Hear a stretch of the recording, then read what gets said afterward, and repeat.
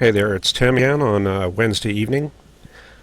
I'm bringing up the frame rate on this live stream up to 15 from 10. I'm going to keep bringing it up until we get a good, to make sure the bandwidth is working. Hey, look at that. We got a velvet ant I was photographing out there a few minutes ago. A little bit of the wildlife outside. I'll try to add some of this in as I get a chance, but let's check out that weather across the southern U.S. Man, it looks a lot like yesterday. Same old thing, monsoon out in the Rockies. Look at that, up to southern Colorado and up to Salt Lake City, and still right there on the edge of Las Vegas. And just basically grazing Phoenix and Tucson. So, man, we are in a stagnant pattern. But looking up north, it looks like we've got a new system that is kind of pushed eastward. We were talking about that yesterday, and you can kind of see the back end of that shortwave right there, and some thunderstorms going up. We are looking at the water vapor imagery, so this is just kind of a good way to kind of see everything, see some of the mid-level moisture and the storms and precipitation. And where you see red, that's subsidence. That's where you have downward vertical motion. So that subsidence is going to be over Idaho and Wyoming. We'll check this all out on the upper level chart. Surface chart right now, let me pull that up. In fact, I could probably show you what it looked like about 2 hours ago. We had hundreds across all of Texas. So if I draw the isotherm for 100, it's going to look something like this, and you can kind of see where it's centered. And what's interesting about this is that the winds are out of the southeast. So this is upslope flow. We tend to get adiabatic cooling with that.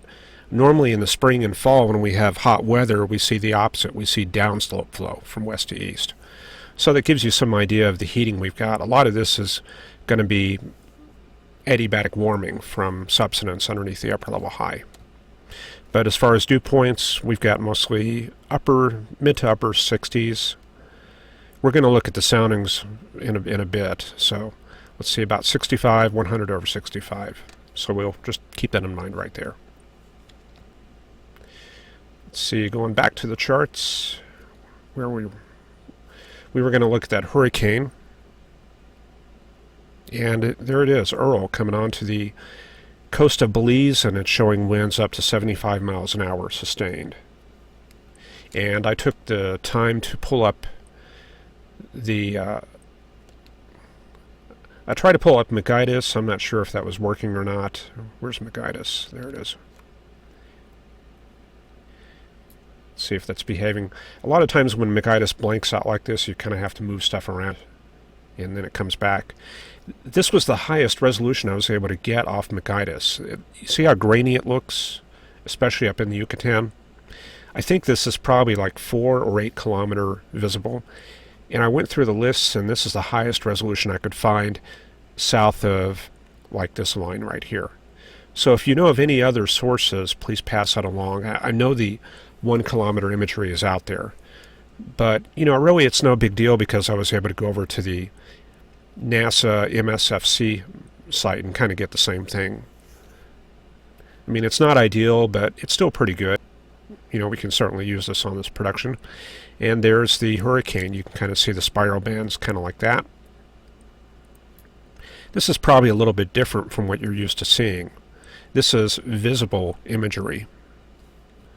Mostly what we see here is the convective towers. See that right there? Those are going to be your CBs, probably topping out at about 40 to 50,000 feet. And that's going to have the bulk of the thunderstorm activity and showers. Then in between, like right here, I'm going to put that in blue, that's going to be maybe a little bit of subsidence, like micro scale, but very small scale subsidence. Because these things are kind of organized like cells. You tend to get upward motion here and corresponding downward motion, and so that's kind of what we have in there. Most of this is filled over by cirrus.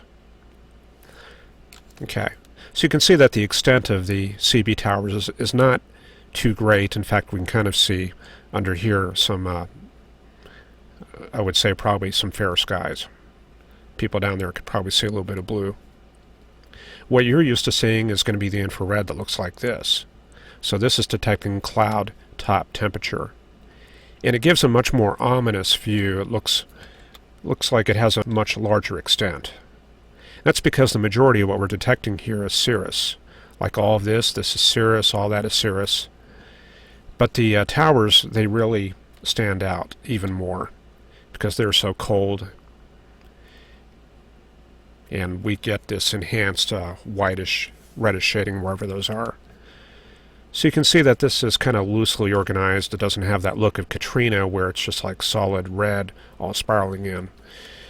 And the other thing to keep in mind is that the cirrus that we see is actually outflow, because this is up at about 50,000 feet. There's gentle outflow from the storm. So when you look at the actual cloud textures, you're not seeing stuff spiraling in, you're seeing spiraling out. So that's something to keep in mind there. Okay, we're going to look at the upper air charts really quickly. This is the 18Z. I'm going to move that up to 0Z. Okay, this is the 250 millibar chart. This is going to be up at about 34,000 feet. And our polar front jet is coming into Montana and up into southern Manitoba and into Ontario, so just like that. And it's up north where we expect it this time of year. Jet Max is in southwestern Montana. And you remember we were talking about divergence, or not divergence, but that subsidence area on the water vapor.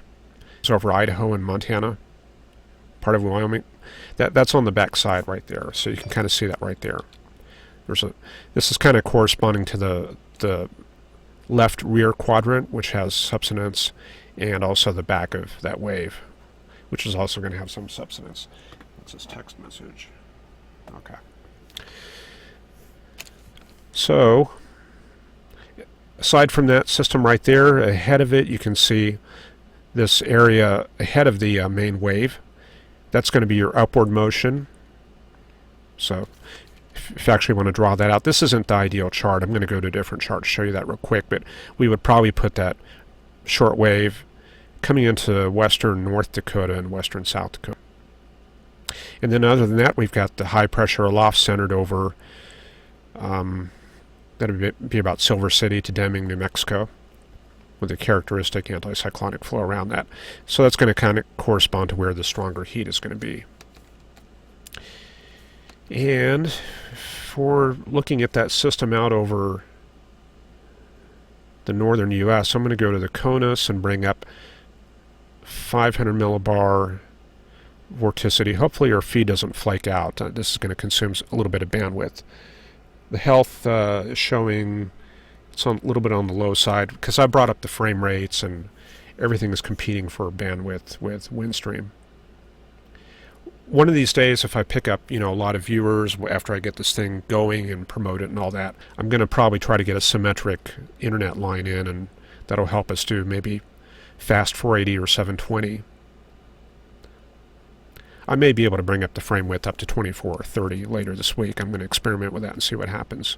I'll go back and look at the archive of this and see what happened. But anyway, I'm going to set this 500 millibar vorticity, heights and vorticity, at 0Z. That's going to be right now. And this is going to be the picture of what we have. So you see the upper level low over southern Saskatchewan. We're going to put the 500 millibar jet like this. And as far as shortwaves, where is that going to be? Well, this is mostly channeled flow. The vorticity patterns that I see in red and brown, those don't cross the contours very much. They kind of run parallel to the contours, so I call that channeled flow.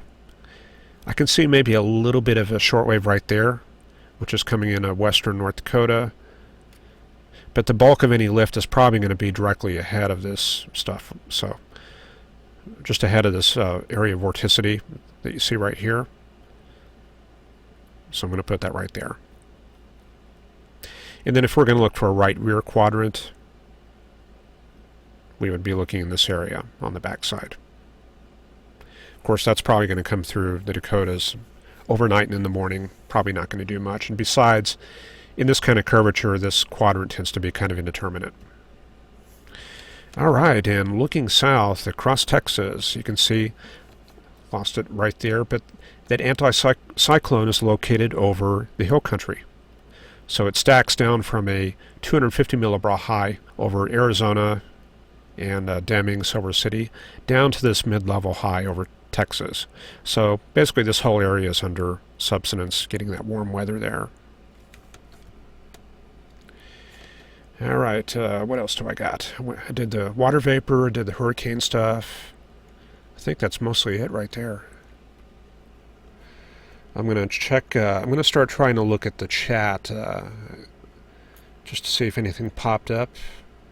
I don't really have enough monitors here to get all this. I've got to bring up another page for that. Let me see if I can do that without killing the feed. Yeah, okay. And I get a comment from MSS30FL, says the video is sharper, so that's good news there. We'll keep playing around with this, and again, this is mostly just experimental. And I think in about a week or two, if things go smoothly, I'm going to promoting this a little bit more, and we'll start seeing a lot more viewers coming in, especially when we start getting into storm season. Yeah, that's the other thing I wanted to show. The chart is showing a change for later in the week. So let me advance this up to 96 hours. We're getting up to Monday, past the weekend. Here's Tuesday, and look out west. See that wave coming in? Wednesday, Thursday. We're getting out to 192 hours, so this is pretty far. But this is a change. See a little wave coming through Colorado. This is going to be Saturday, August 13th. So when it's getting into this 7 to 8, 9 day frame, we can start assuming that the model is picking up on something valid. So we're probably going to see something coming into the Central Plains towards the weekend after them. Something to keep in mind, and if we do have that go on, we'll pull up the radar and really have fun with whatever gets going. Okay, well that's about it for today. We've run about 13 minutes, and I'm going to check around and see if there's maybe one more thing I want to pull up. Let's take a look at Alaska just for the heck of it, because nothing's going on down here. Let's check out Alaska there. Look at that, 34 up there in Barrow. North winds coming off the Arctic Ocean. So a lot of cool air up there. And sometimes this part of the Northwest Territories and Yukon, they will get up to the 70s and 80s on occasion. But on this particular date, no, they're under cool air. But further inland, around, see here, around Faro and out to Whitehorse, they've got 70s and a little bit of thunderstorm activity. And do I find a front in this area? Well, I can find kind of like a cyclonic circulation like that. So there's certainly something out in the Bering Sea. And I'm not sure if I could actually pick out a front. I would really need to see more data. I'm not really seeing much of anything. But I like that 72 there, 74. That must feel pretty nice. On the other hand, they've got major mosquito problems up there, let me tell you. Anywhere else we want to check out? Let's see. I'll just pull up one more for the East Coast. We haven't really looked at them too much. And it's a little bit on the mild side. Got some flow off the Atlantic Ocean onshore like that. So there's probably a little bit of a low pressure system down there in Georgia, South Carolina. Probably helping to bring that in. Probably some high pressure offshore too, because we've got 1020 there for our pressures. 1020. So it's like a piece of... I don't know if that's going to be an old polar system or what, but those are some fairly comfortable temperatures there in the Northeast. And as we go further south, yeah, this makes me think of a front, because now we start to pick up this area of showers. So there's probably a little bit of isentropic lift out in this area going on along the tail end of that front. Okay, anything else? I think that's going to probably do it for today. I thank you for watching, and hopefully we'll see you tomorrow night.